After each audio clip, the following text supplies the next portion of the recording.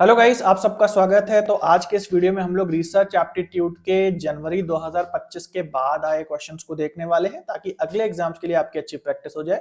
और इसके अलावा सभी टॉपिक के जो प्रीवियस ईयर क्वेश्चंस हैं वो यहाँ पे मैंने अपने होम पेज पे पूरी प्लेलिस्ट भी लगा दी है। तो इस बार के क्वेश्चंस और पिछले बार के भी क्वेश्चंस आप सारे देख लेंगे तो क्वेश्चंस की अच्छी प्रैक्टिस आपकी हो जाएगी। ठीक है, तो चलिए आगे बढ़ते हैं। और इसके अलावा जैसे प्लेलिस्ट मैंने प्रीवियस ईयर क्वेश्चंस की बनाई है वैसे अलग अलग सेक्शन के टॉपिक्स की बनाई है, जरूर से देख लें। काफी बच्चे नेट और जेआरएफ क्वालिफाई करते हैं केवल इन बेसिक्स कोर्सेज को भी करके, बिना पेड कोर्स लिए भी काफी बच्चे क्वालिफाई कर रहे हैं। तो जरूर से इन कोर्सेज को या इन लेक्चर्स को देखें, टू द पॉइंट बने हैं। इसके अलावा प्रीवियस ईयर क्वेश्चन की प्रैक्टिस टेस्ट सीरीज के फॉर्म में आपकी फ्री में होती है, दिन में 2 बार आपको टेस्ट मिलता है।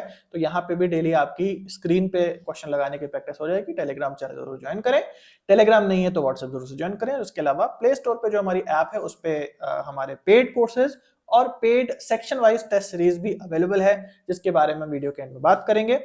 तो चलिए आगे बढ़ते हैं और रिसर्च एप्टीट्यूड के क्वेश्चंस को देखते हैं।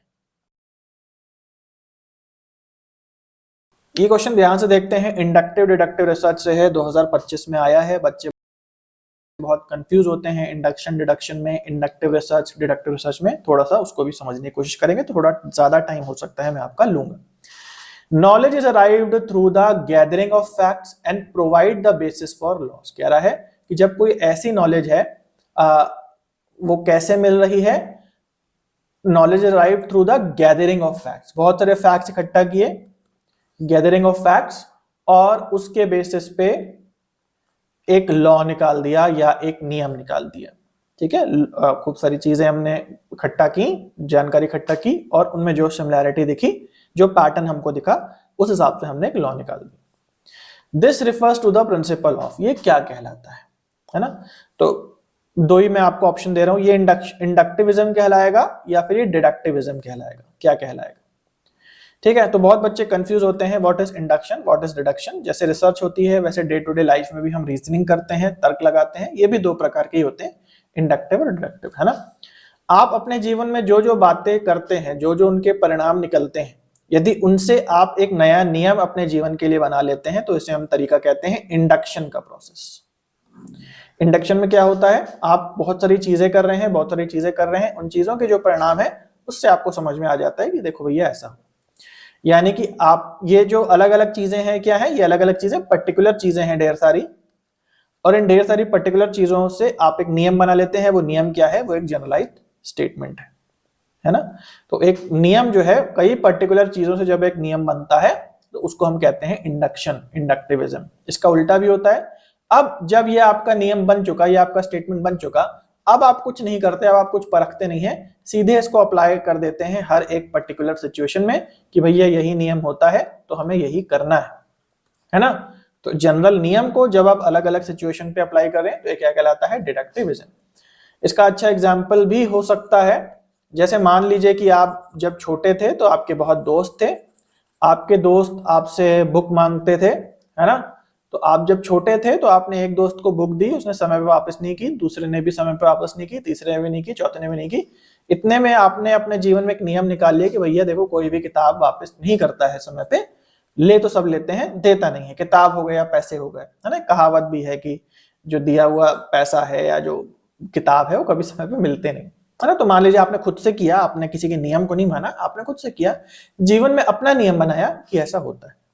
अब आप बड़े हो गए और बड़े होके आपके दिमाग में एक नियम जो है वो आ गया कि समय पे नहीं मिलता तो नहीं देना चाहिए किसी को, है ना। तो फिर जब आपके दिमाग में नियम बन गया तो एक दोस्त ने आपसे किताब मांगी, आपने नहीं दी, दूसरे दोस्त ने मांगी, आपने नहीं दी, तीसरे ने क्यों नहीं दी, क्योंकि आपके दिमाग में अब नियम बन चुका है।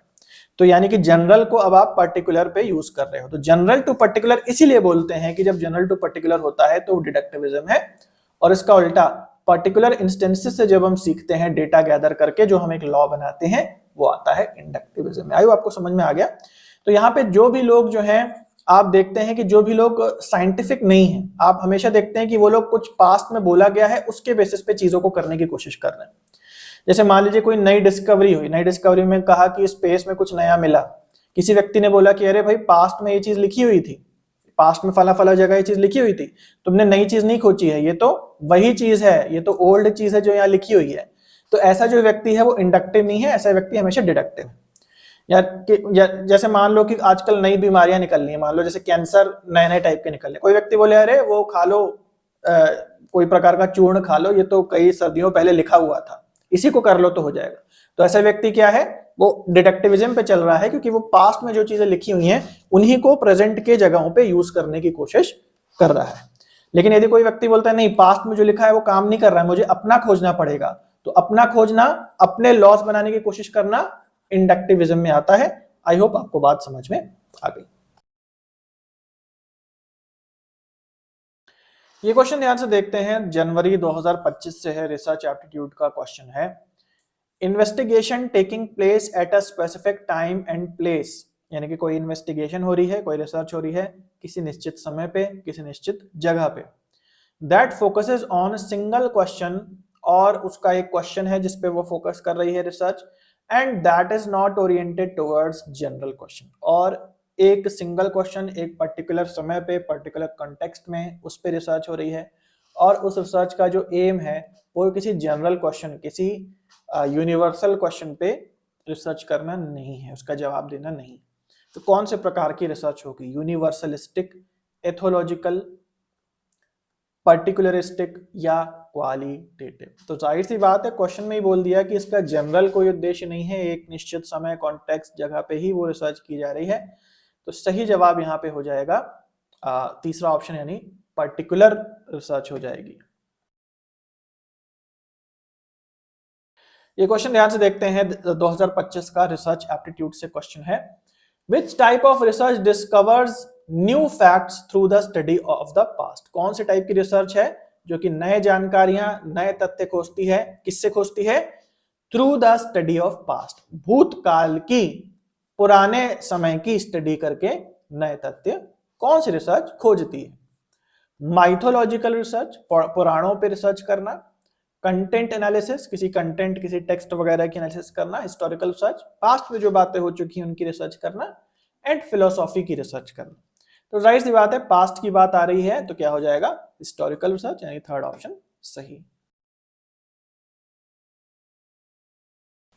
ये क्वेश्चन समझते हैं, दिसंबर 2025 से है, और ये जनवरी 2025 से है, और ये है रिसर्च एप्टीट्यूड का क्वेश्चन। यहाँ पे कह रहा है, which among the following is not a characteristic of a sound theory. Sound theory का मतलब है कि एक जो आप थ्योरी बिल्ड करते हो, या जो आप एक अच्छी हाइपोथेसिस बिल्ड करते हो किसी रिसर्च में, तो कौन सी बातें जो हैं वो इस पे अप्लाई नहीं होती, इसके बारे में नहीं।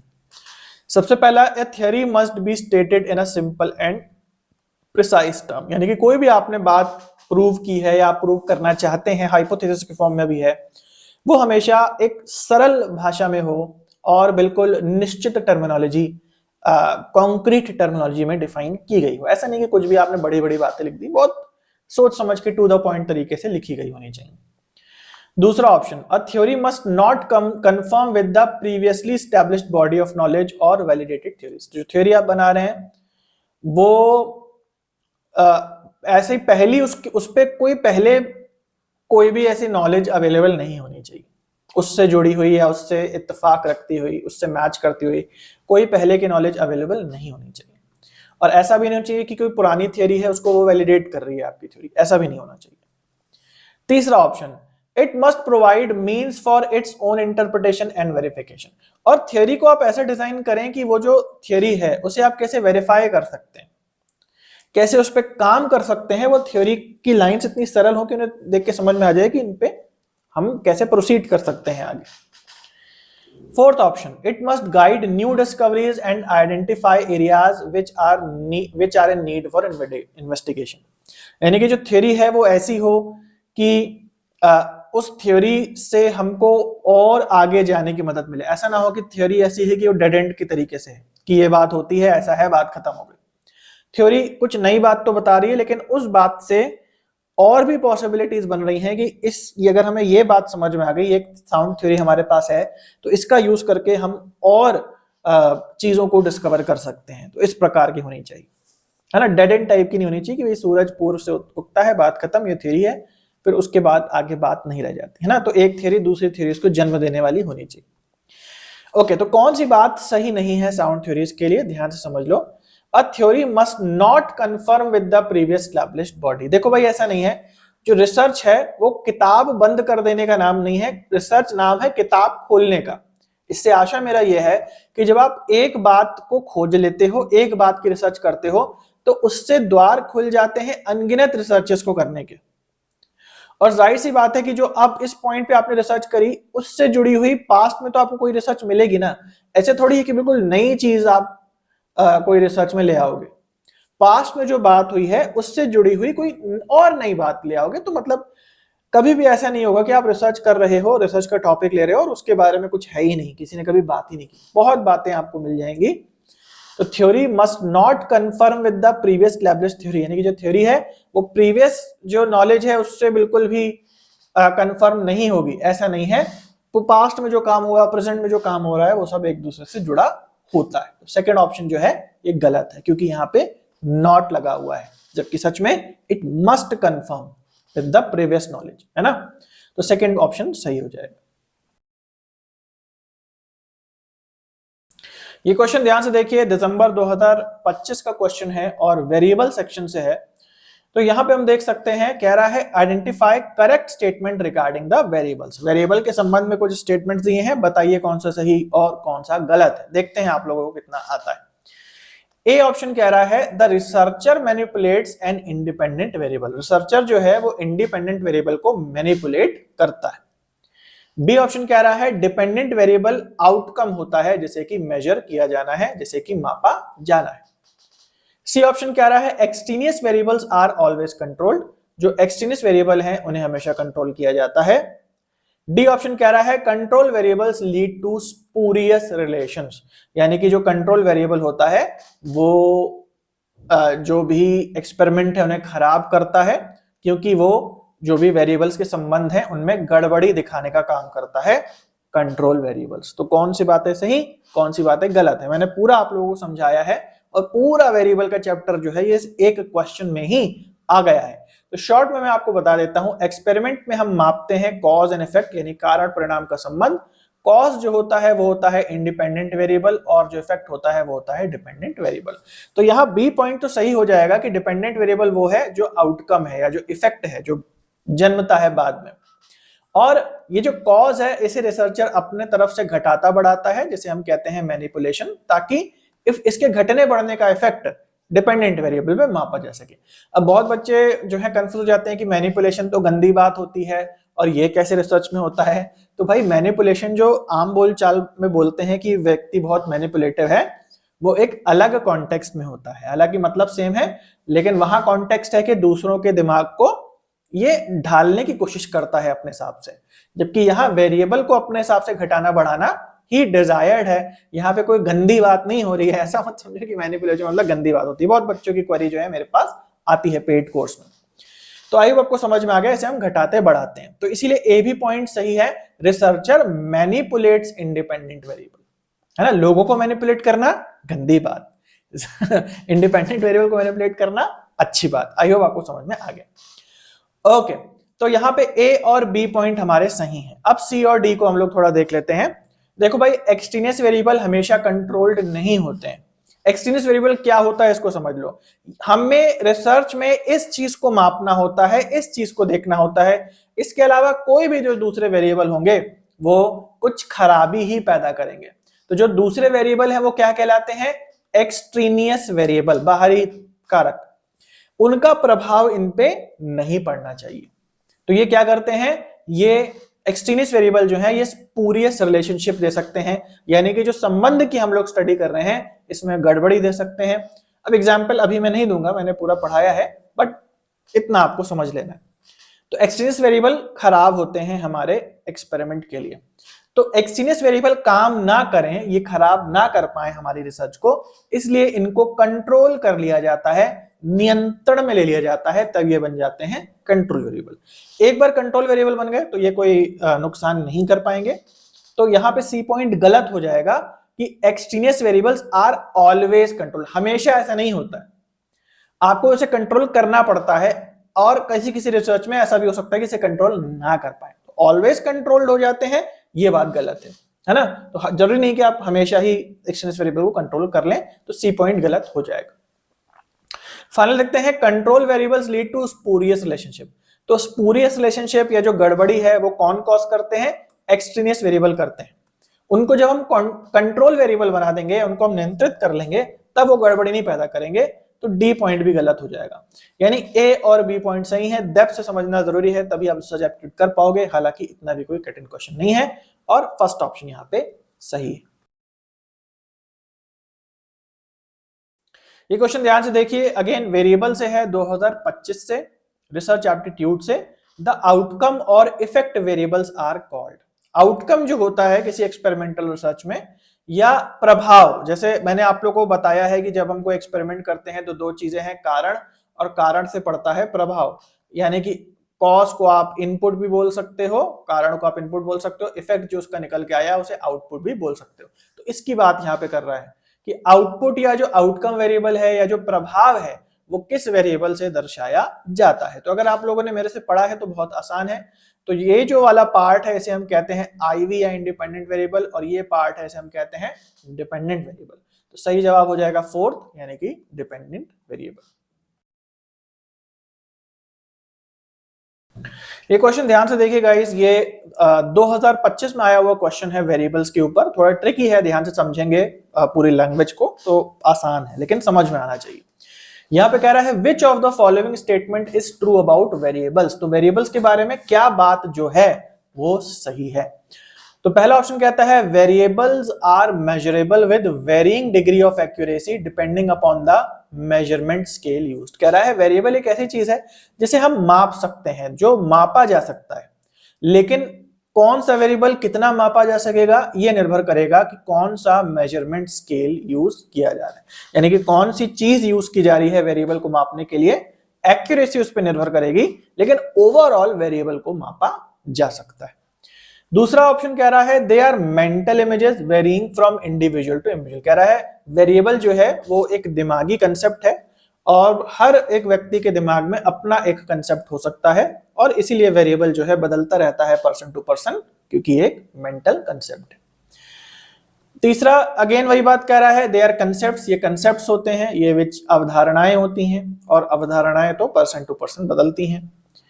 और चौथा ऑप्शन कह रहा है they are perceptions varying from individual to individual. कह रहा है ये वेरिएबल जो है ये परसेप्शन होते हैं, ये अलग अलग धारणाएं, अवधारणाएं या मान्यताएं होती हैं, और ये हर व्यक्ति की अलग अलग होती हैं। तो वेरिएबल एक्चुअली क्या है, अब आप ध्यान से समझिए।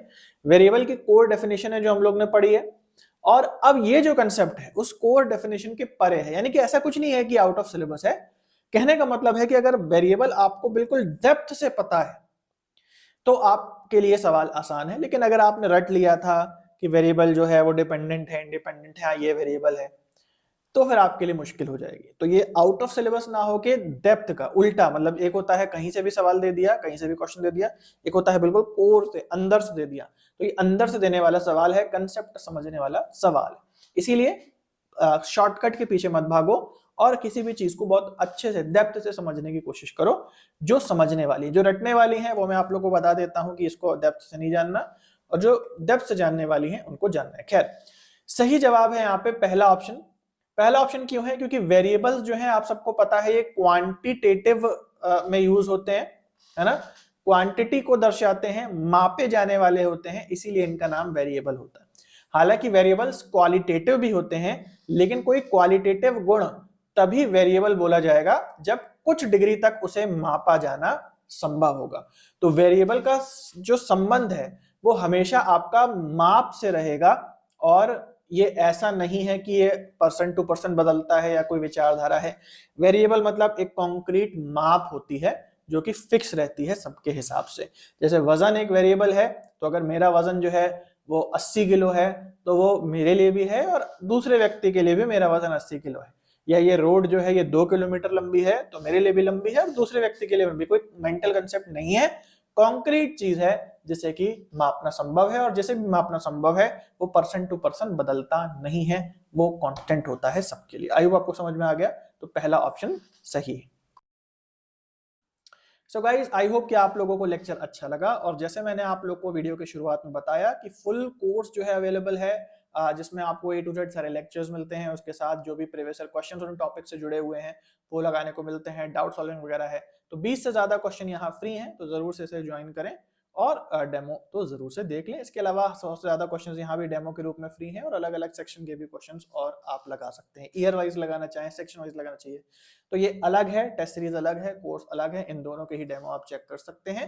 व्हाट्सएप आपको करना है, यहाँ पे कॉल नहीं करना है। व्हाट्सएप आप करेंगे तो 1-2 घंटे में सारे लिंक जानकारी जो भी है आपको दे दी जाएगी। तो चलो गाइस, आज के लिए इतना है, मिलते हैं अगले वीडियो में, तब तक के लिए सभी को बाय और टेक केयर।